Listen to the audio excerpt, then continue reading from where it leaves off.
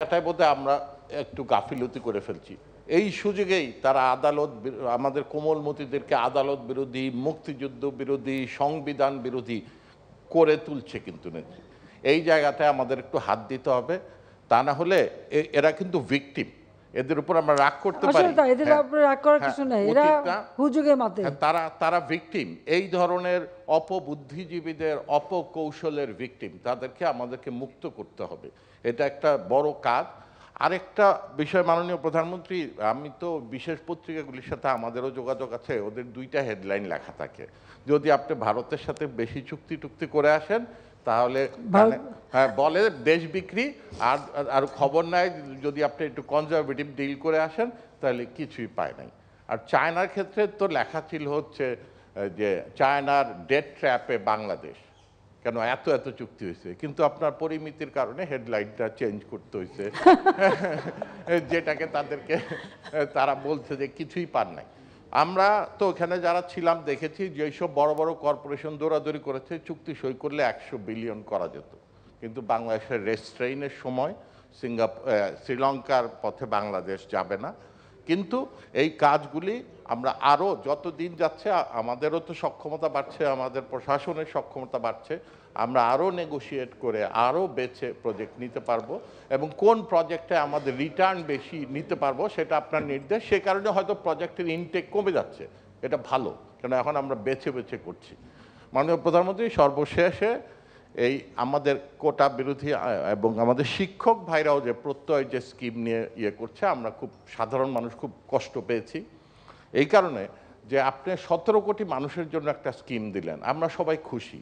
এই সরকারি কর্মচারীরা যারা পেনশন পাচ্ছে তারা মানে তাদের কি কোথায় কমে গেল বেড়ে গেল এই দুঃখে পড়ে যাচ্ছে। 16 কোটি মানুষ যে পেল এটা তো তাদের সুখ নাই।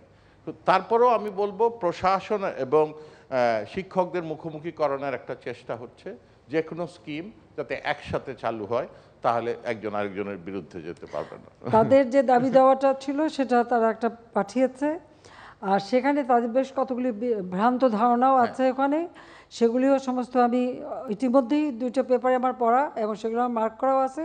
তো এখন আর এর মধ্যে এটা তুলতে চাই না, এই যে আমার কাছে সব লেখাও আছে, আমি নিয়েও আসছি, যে যদি প্রশ্ন ওঠে তো আমি মনে করি যে এখন আমি বলবো না, কিন্তু এটা যেখানে যেখানে এটা করবো। যেটা কথা হলো সত্য যে তাদের একটা ভুল ধারণা, যেখানে বোধহয় কোনো পেনশন ফান্ড আছে, পেনশন ফান্ড বলে কিছু নাই।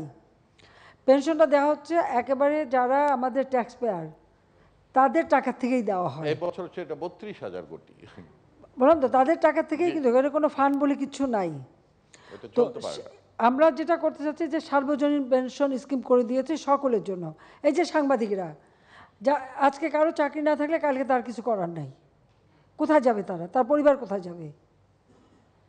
সেই ক্ষেত্রে এটা এমনভাবে করা যে আপনারা সবাই এর সঙ্গে যুক্ত হন, এমনকি আপনার পরিবাররাও হতে পারে। আর পেনশন তাদের অনেকগুলি ভুল ধারণা, এখন এটা এত বিস্তারিত বলতে গেলে মানে অনেক সময় লাগবে। যে পেনশন নিয়ে তাদের ধারণাটা এত বিভ্রান্তকর যে তা এর মধ্যে 2-1টা জিনিস আছে, যে সেটা যেটা হচ্ছে 24 না 25, তো ওটা ঠিক করে দেওয়া যাবে, ওটা কোনো ব্যাপার না। আর কয়েকটা বিষয় এগুলো আমি দেখে রেখেছি অলরেডি, দেখে যেগুলো মার্ক করে রেখে দিয়েছে সেগুলো আমরা দেবো। তবে আন্দোলন যখন তারা চালাতে থাক, চালাতে যখন টায়ার্ড হবে তখন বলবো, তার আগে বলা দরকারটা কি, এটাই। আর দ্বিতীয়টা আর প্রথমটা কি আরেকটা বললেন যে সেটা বলে